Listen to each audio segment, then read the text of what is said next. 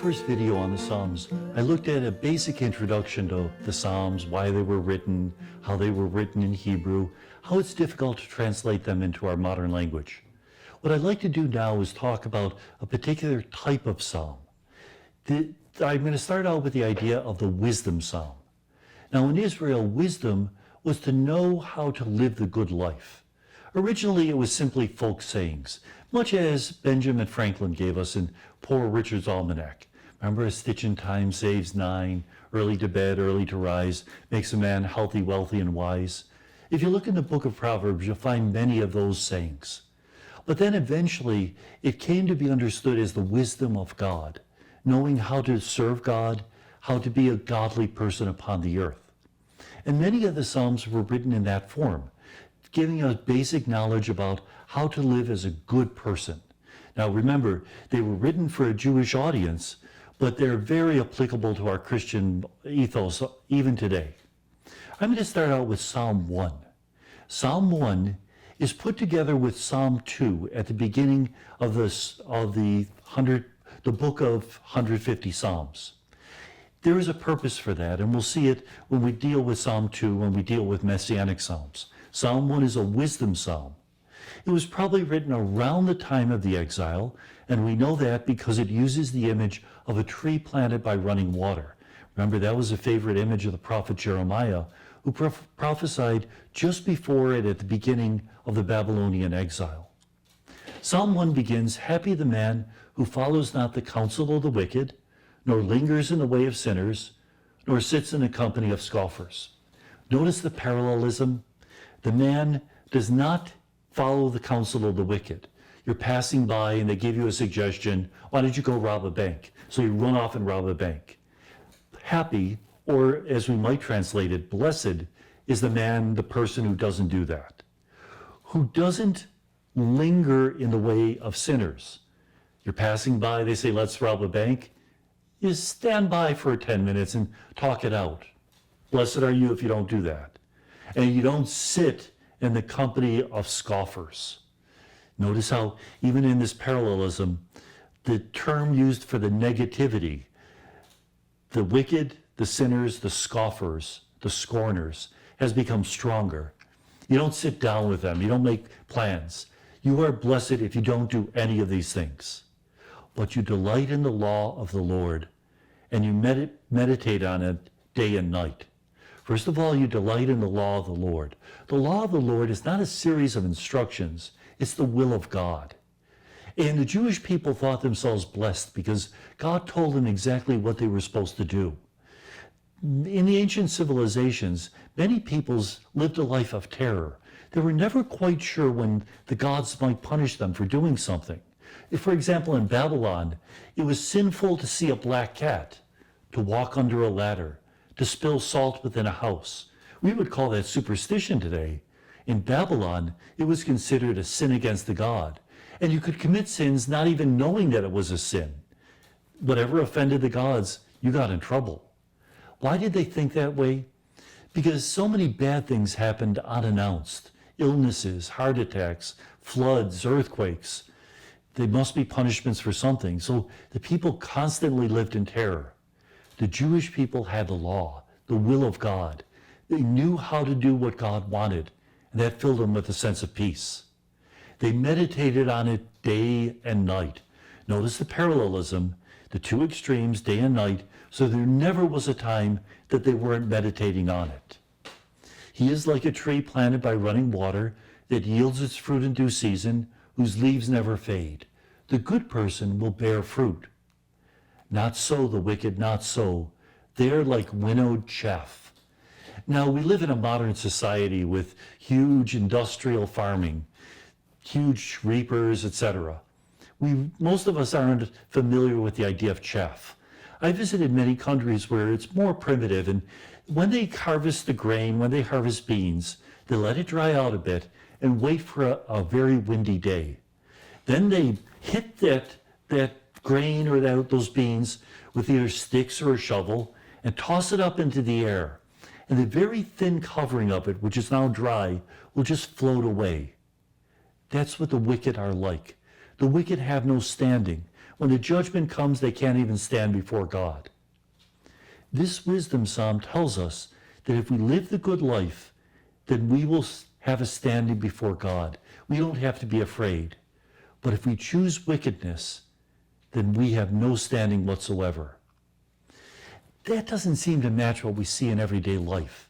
Sometimes when we watch the evening news, it seems as if evil is winning in the world, but it's not. It's an illusion. St. Augustine was once asked, does evil exist? And his response, no, evil does not exist. It's an absence. Night is the absence of light. Cold, the absence of heat. Evil, the absence of love. How do I conquer night? Turn on a flashlight. How do I conquer cold? Turn on a heater. How do I conquer evil? I choose to love, as Jesus did on the cross. Satan thought he won on the cross. Jesus conquered hatred with his love. And so this psalm tells us that all that power of evil is an illusion before the power of good. I think of St. Maximilian Kolbe, who died in a starvation bunker in Auschwitz. The Nazis thought they were winning. They weren't. Maximilian was winning through his love. I'd like to look at another wisdom psalm now. This talks about the idea of the good people and how they are the ones who will be called the people of God. This is Psalm 24. The Lord is the earth and its fullness, the world and all its peoples. Notice again parallelism, saying the same thing twice. It is he who set it on the seas, on the waters he made it firm. Again twice. And then we have the refrain, who shall climb the mountain of the Lord? Who shall stand in his holy place? And now I'd like to look at another psalm, Psalm 24, which talks about how if we follow wisdom, we will be part of the people of God. The psalm begins, the Lord is the earth and its fullness, the world and all its peoples. It is he who set it on the seas, on the waters he made it firm. Notice the parallelism at the beginning of the psalm, saying the same thing twice, the earth and its fullness, the world and its peoples, set it on the seas, on the waters he made it firm. And then the question is asked, who shall climb the mountain of the Lord? The mountain of the Lord is Mount Zion. Who can go up Mount Zion? Who can go to the temple? The person with clean hands and pure heart, who desires not worthless things, who has not sworn so as to deceive his neighbor. What do we need in order to be called the people of God? We need to live a moral life. We need to make sure that our hearts are where they should be in terms of doing what is right. And the psalm continues, O gates, lift higher heads, grow higher ancient doors. Let him enter, the King of glory. Now, when is it that the King of glory entered Jerusalem, Mount Zion? Well, who is the King of glory? Yahweh. And when did he enter Jerusalem? When David brought the Ark of the Covenant so that it might reside in the tent of sanctuary and eventually in the temple. When they brought this Ark, carrying it, 4 priests carrying it with poles, they entered through the gates. And as the psalmist looked at that, he said, God is so great, majestic in the heavens, that these gates cannot control his presence, that they should be lifted up because he marches through with great honor. In fact, historically, there's almost an episode that makes us think of that. When the Kaiser of Germany visited Jerusalem in the 19th century, there was one of the gates that they wanted to enter.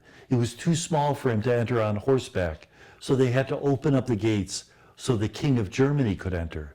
Here, we're talking about somebody who is far greater. He is the King of glory, the Lord of armies. He is the King of glory. Yahweh is the most glorious. Therefore, as he enters Jerusalem, whether it be the city Jerusalem or the Jerusalem of our hearts, we should be willing to open up those gates. Remember how in the book of Revelation we hear Jesus stands at the door and knock? He wants to enter our hearts. We have to let him in. Now there's one wisdom psalm which goes against the grain. It's a little bit different because it challenges this idea of wisdom. Psalm 73. How good God is to Israel, to those who are pure of heart. Now that's standard wisdom teaching. If you're a good person, you're going to live a long life, be happy, be rich. Not exactly what happens in real life. And that's why the psalmist goes on and says, yet my feet came close to stumbling, my steps almost slipped. And he goes on for verses and verses talking about how when he looks out at life, the psalmist doesn't see too much wisdom. In fact, things don't seem good. Those who are evil, those who lie, those who cheat others, they're rich. They live to ripe old age. They're happy. Where those of us who try to live the law of God are humiliated. We're poor. We're miserable. It's not fair. Finally, towards the end of the psalmist says, I entered the temple of God and I realized their final end. When I meditated on it, I realized that even though there's an illusion of joy in their lives, it's not real. It's false. It will fall apart. Whereas that which we have in the Lord will be eternal. And that's an important word in this psalm, because this psalmist is not only talking about this life. Most of the psalms don't talk a lot about eternal life. In fact, there's only 2 psalms in the entire Psalter, the entire 150 psalms, that even give a reference to a life after death. Psalm 49 and Psalm 73. Psalm 73 says that we're not only talking about a judgment here upon this earth, we're also talking about a judgment for the afterlife. That maybe they will prosper in this life, but when that final judgment comes, God will enact true justice. Now, we shouldn't sit back and say, oh, they're going to get theirs in the end. I want to see them punished. I want to see them miserable in hell. Because ultimately, they're still our brothers and sisters. Even if they're oppressing us, we recognize that what they're doing to us hurts them more than it hurts us, because it makes them beast-like. It makes them into people who have no integrity. And so we feel sorry for them. Nevertheless, there will be a time of judgment, a time of recompense. Remember the story of poor Lazarus, who sat at the gate of the rich man's house. The rich man, because he didn't help Lazarus, is sent to hell, where poor Lazarus receives the eternal reward. He sits alongside of Abraham. Psalm 73 reminds us that even if today things don't quite seem to be working out, in God's time they will. And that's an important concept. There are 2 words for time in the Bible: chronology, chronos, what we look at on our watch, and kairos, the appointed time, God's time. We tend to judge in terms of chronos. For example, the old prayer, God grant me patience now. We think in terms of how things should work out. Our spiritual life, the spiritual life of others, doesn't follow the watch. It follows God's time. Salvation has to deal with God's time. And that's where we have to learn to surrender, to accept that maybe now things look bad. But God has a way of turning what looks bad into a moment of salvation. Just think of the cross. And may God bless us.